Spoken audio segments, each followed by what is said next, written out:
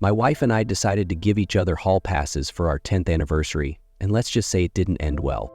I'm Alex, 35, and I've been married to my wife Emily, also 35, for the last 11 years. We met during our last year of college, hit it off instantly, and never looked back. After dating for just a year, we got engaged and tied the knot 4 weeks later. Our marriage has been pretty great overall. Sure, it's not perfect, we've had our share of arguments and heated moments, but after 12 years together, we've definitely gotten better at navigating the ups and downs of married life. Over the years, we've gone on lots of adventures and saved up a good amount of money. Just before our 10th anniversary, we had the big conversation about starting a family. We both agreed that we wanted just one kid, and we talked about the timing. We decided on 1 more year without kids so we could check off a few bucket list items. That year, we went skydiving, finally took our dream trip to Italy, hit the beach, and visited some amusement parks. We didn't just focus on each other. We also spent time reconnecting with old friends. Since we'd never had bachelor or bachelorette parties, we jokingly called this our last year of freedom before becoming parents. But it was on our 10th anniversary, right before this so-called freedom year, that we made a choice that's causing us all the drama we're dealing with now. For context, Emily and I have always had a really good sex life. We're both pretty high libido, and we share a lot of the same interests. We also both knew we'd been quite active before meeting each other. Nothing too wild, just about a dozen partners each and a few special experiences back in college. Since getting together though, it's always been just us. We planned a big day of fun for our 10th anniversary, ending with a fancy dinner and a night in a suite at a swanky hotel. During dinner, Emily started asking me questions, wanting to look back on our years together. It was great, and we spent a long time talking about our favorite memories. Then she asked, "What's something you miss about being single?" I answered honestly, "Don't get mad, but I kind of miss one-night stands." She laughed, which put me at ease, and admitted, "Yeah, I kind of do too." That kicked off a conversation about what we liked about one-night stands and reminiscing about our first night together, which had started as a casual hookup after a party. That's when I threw out, "We've got all these plans for the year ahead. What if we added a one-night hall pass to the list?" Emily seemed intrigued but cautious. "Maybe," she said. "You don't think that's too much? We've never done anything like that." I pressed on, "I don't think so. Let's talk about it this week and see how we feel." She agreed, and we enjoyed the rest of our night. Later that week, we revisited the hall pass idea. After some back and forth, we decided to go for it. We'd each have 1 year to use the pass, with the agreement that Emily would go off birth control on our 11th anniversary. We set some ground rules. It was a one-night end deal with someone outside our circle. We had to be safe and smart about it, and we had to let each other know when we were using the pass, at least a quick text if it was happening spontaneously. That year, we did everything we'd planned. I got on the dating apps and eventually found someone, a 30-year-old woman whose husband had just opened their marriage. She wasn't sure what she wanted from the arrangement and thought a one-night stand would be a good way to test the waters. I was the perfect fit, since that was all I was looking for too. We met, had a fun night, and I let Emily know beforehand. She was happy for me, and when I got home the next day, she reclaimed me. I figured Emily would use her pass soon after, but I was wrong. Throughout the year, I kept asking if she'd found anyone. She always said no, mentioning that none of the profiles stood out and maybe it was her. She told me she was interested in a younger guy, maybe around 25, but the ones she found seemed arrogant or immature. Almost 11 months in, Emily finally told me she was ready to use her hall pass. By then, I'd started feeling guilty, thinking she wasn't going to use hers. She explained that her situation was a bit unique and wanted to confirm if it still fit our rules because she didn't want to cross any lines. Emily told me that for the last 3 months, there had been a 23-year-old intern, Chris, working in another department at her company. They'd interacted here and there, mostly about work, since their departments often had to collaborate. She admitted she found him attractive, especially after realizing he wasn't just some clueless kid. But she also knew that hooking up with a coworker was a bad idea. Plus, there was a chance he might get hired full-time, and that would make things complicated with HR. But just a few days ago, Chris announced he'd be leaving the internship because he got a job in the same field with another company on the other side of the city. It seemed unlikely their paths would cross again, So Emily asked me if this was out of our lives enough to fit within our rules. I told her it sounded fine, just to be careful and smart. She assured me she would be, and she wouldn't make a move until after his last day. Fast forward a week and the day arrived. As Chris was saying his goodbyes at the end of his last shift, Emily offered to walk him out, which he found a bit odd. When they reached his car, she made her move, asking if he'd be interested in having a fun night together. She explained that she had one hall pass, good for one night, and that she'd get a hotel room if he was up for it. Chris was interested but hesitant. He wasn't sure if it was really okay and didn't want to mess around with someone's marriage. So Emily put me on FaceTime and Chris straight up asked if it was legit. I told him, "Yeah, man, I already used mine. You're her choice, so it's your call." According to Emily, that cleared up any doubts and he was all in. He followed her to a hotel and she came home the next morning. I reclaimed her and life moved on. A couple of weeks went by and our 11th anniversary rolled around. That same day, she stopped taking her birth control. 2 weeks later, Emily found out she was pregnant, which felt surprisingly fast. We booked an appointment, and today we learned she's actually around 7 weeks along. This lines up right with the timing of her hall pass night. But we'd also been having plenty of sex during that period, including the day after. Now, I'm stuck in a whirlwind of uncertainty. She's pregnant, and there's a possibility the baby isn't mine. I'm feeling completely overwhelmed. Emily needed some air, so she went for a walk to clear her head. I'm just here stewing, trying to figure out my next move while waiting for her to come back. This whole situation is a mess. The baby is here now, so let me catch you up on what's happened since that blow up with Emily. After my last post, I was sitting at home waiting for Emily to get back from her walk. When she did, we had a long conversation.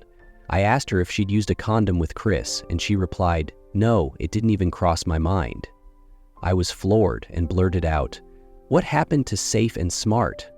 Emily looked at me and said, "Is that what you meant? I thought you meant making sure they're not some psycho. I was on the pill. I don't know why you're freaking out. I've never made anyone use a condom before, so why would I think to start now?" I shot back, "Really, Emily? I don't know, maybe because you're not 21 anymore and you'd want to avoid catching something." Emily's eyes welled up with tears. "I didn't want this to happen.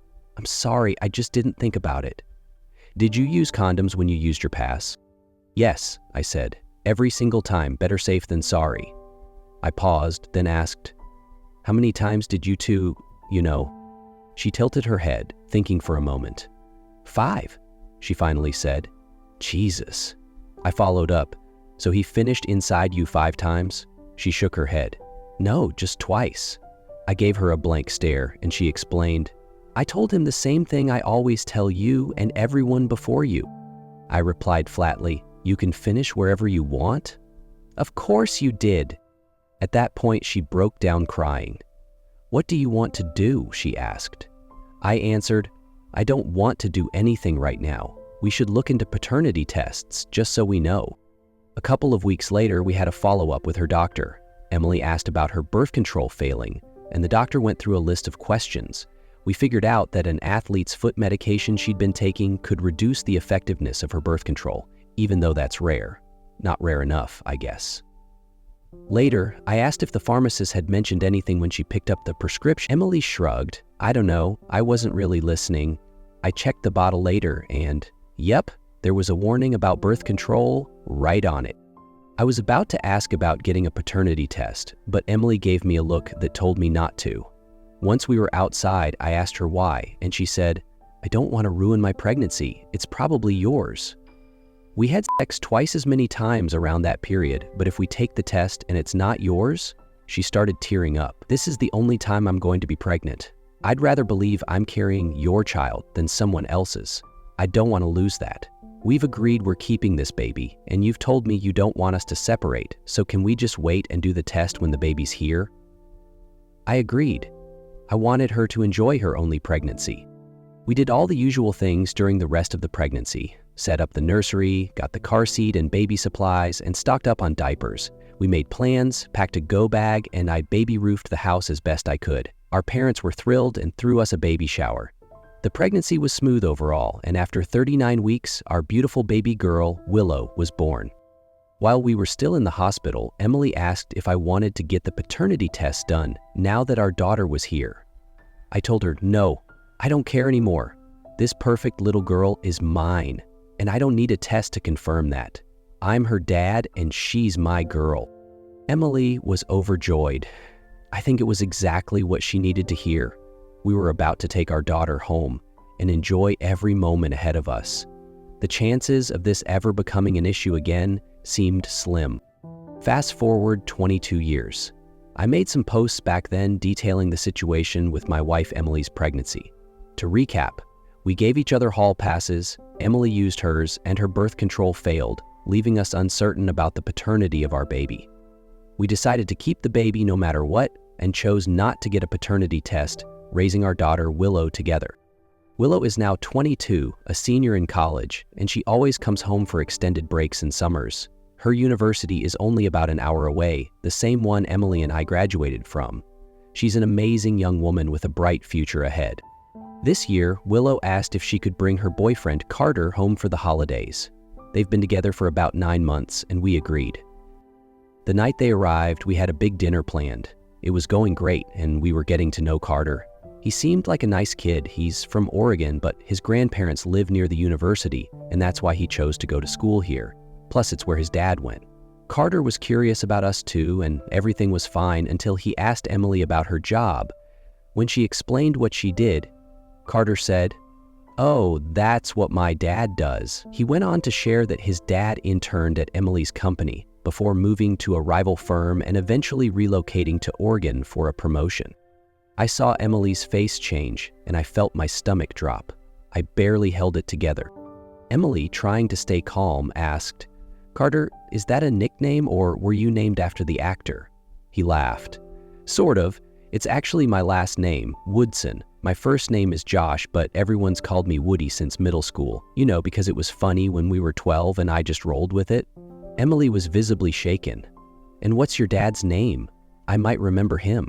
Carter responded, "Wesley Woodson, but most people call him Wes." I felt like I was going to faint. Emily and I played it cool, but Willow noticed and asked if something was wrong.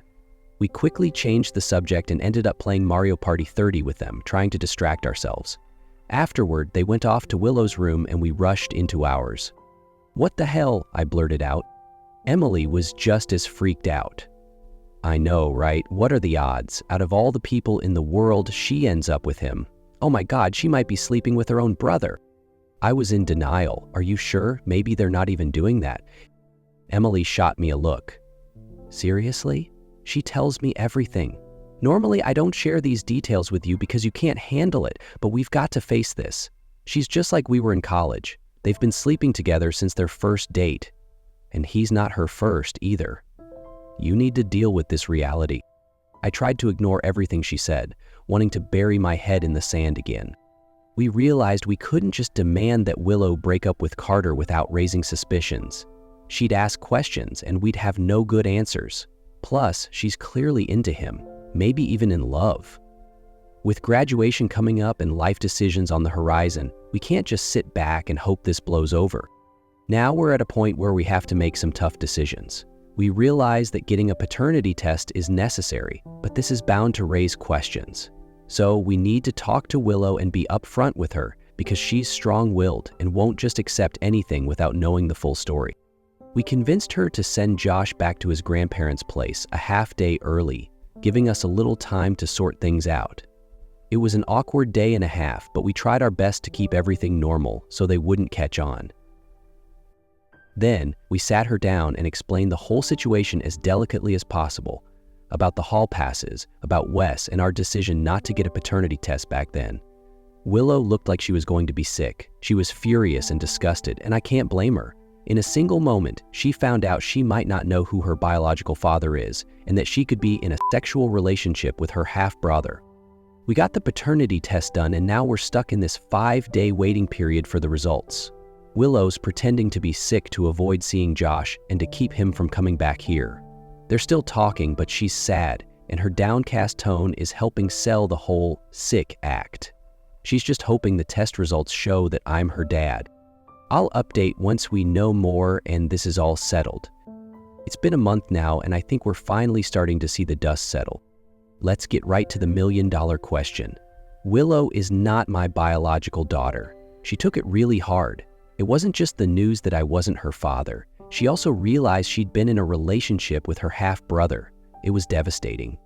We invited Josh back over, and he looked scared when he saw Willow crying. That's when we told him the truth about Emily and Wes, and how we never got a paternity test, figuring the odds of Willow and Josh finding each other were 1 in a billion. Josh was furious, storming out in shock.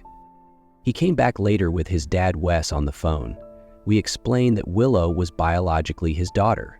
Wes remembered his night with Emily and was stunned. He said he'd get on the first flight here. Meanwhile, Willow wasn't willing to accept things as they were. She said, "This test only says you're not my father, not that his dad is mine. How do you know Mom didn't cheat?" Desperate for answers, she pushed for a DNA test between her and Josh. I knew what it would reveal, but I agreed if it gave her a little hope. Josh also agreed, and we sent the test off that day. Wes and his wife arrived the next day, and we showed them the paternity test results proving Willow wasn't mine. We also mentioned that we had tested Josh and Willow to confirm if they were siblings. Wes's wife was upset that we had tested Josh without their permission, feeling we were overstepping and disrupting their family's peace. "You've already dropped a bomb that my husband has a secret child, and now you're doing whatever you want with our son," she said, clearly distraught. Wes and Willow took another paternity test that day, and we mailed it off. The Woodsons went to stay with their family while we stayed home, trying to process everything together. We scheduled individual counseling for Willow and a family therapy session for all of us. Those days felt impossibly hard. When the results came back, we called the Woodsons, who were planning to come over to open them with us. They arrived, and I opened the DNA test results first. Willow and Josh were not siblings. Relief washed over the room. I glanced at Emily. She looked utterly confused, which made me hesitate before letting my anger rise. What happened next, I never saw coming. Wes opened his paternity test, and it confirmed that he was indeed Willow's biological father. He looked confused. "This doesn't make sense. How can I be her father, but they're not siblings?" I understood immediately. I watched as the realization hit him, pain clearly visible in his eyes. He turned to his wife, who immediately went on the defensive, angrily claiming the tests must be wrong and accusing us of trying to scam them. Her erratic response confirmed everything. In the week since, Willow and Josh have broken up but are still staying friends. They've been through so much in such a short time, and they're leaning on each other for support. Willow told me that Wes has been digging into his life and has uncovered awful truths. He learned that his wife had been cheating on him for years, even before they got married. Woody's younger brother, who is 14, also turned out to be a product of her infidelity, with a different father than Josh. To top it off, Wes found her very active account on a cheating forum where she boasted about her affairs, describing herself as living life to the fullest. Wes has already started the divorce process, and the prenup his parents insisted on will be a blessing. Wes called me today to ask about forming a relationship with Willow. He has a lot of mixed feelings, especially after being in the dark for over 20 years, but he wants to be involved now. I told him it's up to Willow to decide. We're still in family therapy trying to help Willow navigate this mess. She's holding up pretty well considering everything. I'm not sure what the future holds for all of us, but we're taking it one day at a time.